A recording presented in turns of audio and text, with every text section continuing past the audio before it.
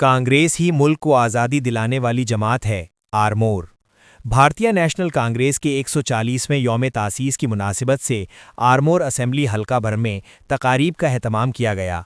आरमोर के अंबेडकर चौराहे पर पार्टी परचम कुशाई अंजाम दी गई। इस मौके पर मुकर्रीरीन ने कहा कि मुल्क को आज़ादी दिलाने और आज़ादी के बाद मुल्क की तामीर व तरक्की में कांग्रेस पार्टी का किरदार तारीख का रोशन बाब है। तालीम, सेहत और बुनियादी ढांचे की तरक्की में कांग्रेस ने अहम खिदमात अंजाम दीं। साबिक़ वज़ीर आज़म राजीव गांधी की खिदमात को भी ख़राज अक़ीदत पेश किया गया। नंदीपेट मंडल में महपाल की क़यादत में और मुकलुर मंडल में मंडल कांग्रेस सदर की क़यादत में यौम तासीस की तकारीब मुनक़्क़िद हुईं। महात्मा गांधी के मुजस्समे पर गुलपोशी की गई और मरकज़ी हुकूमत की पॉलिसियों के ख़िलाफ़ खामोश एहतजाज किया गया। इन तकारीब में कांग्रेस कायदीन, कारकुनान और अवाम की बड़ी तादाद ने शिरकत की।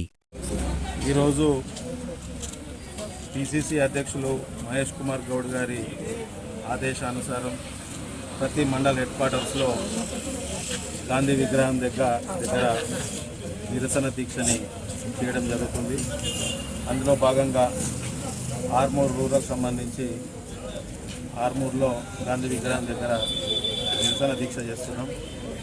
ముఖ్యంగా మన్మోహన్ జీ గారు 21 సంవత్సరాల క్రితం ఏదైతే MGNRGA తీసుకురావడం జరిగింది, దాని యొక్క ముఖ్య ఉద్దేశం గ్రామాల్లో వలసలని నివారించి, ఏదైతే ఒక్కొక్కసారి గ్రామాల్లో సీజన్ ఉండదు, వర్షాలు సరిగ్గా పడవు, ఇబ్బందులు పడతారు రైతులు కానీ అక్కడ ఉన్న కార్మికులు కానీ ఇబ్బంది పడతారనే ఒక ఉద్దేశంతో కాంగ్రెస్ ప్రభుత్వం 2005లో MGNRGS కింద ప్రతి గ్రామంలో 100 రోజుల ఉపాధి హామీ ఇవ్వడం జరిగింది. గత 20 సంవత్సరాలుగా నడుస్తుంది. కానీ గత 7-8 సంవత్సరాల నుంచి బీజేపీ ప్రభుత్వం ఏం చేస్తుందంటే ఈ యొక్క MGNRGSని తీసేయాల, రద్దు చేయాలనే కంకణం కట్టుకుంది. ఎన్నోసార్లు ఇబ్బంది పెట్టుకుంటూ వచ్చింది.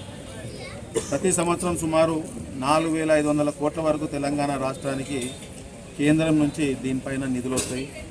అందులో సుమారు 3,000 కోట్ల వరకు కార్మికులు ఎవరైతే గ్రామాలలో పనిచేస్తారో వారికి, మిగతావి గ్రామాల్లో గ్రామ పంచాయతీలే కానీ సీసీ రోడ్లు కానీ డ్రైనేజ్లకు సుమారు 1,500 కోట్ల వరకు MGNRGS ద్వారా మనం వాడుకోవడం జరుగుతుంది. కానీ ఒక 10-15 రోజుల క్రితం లోక్సభలో బీజేపీ ప్రభుత్వం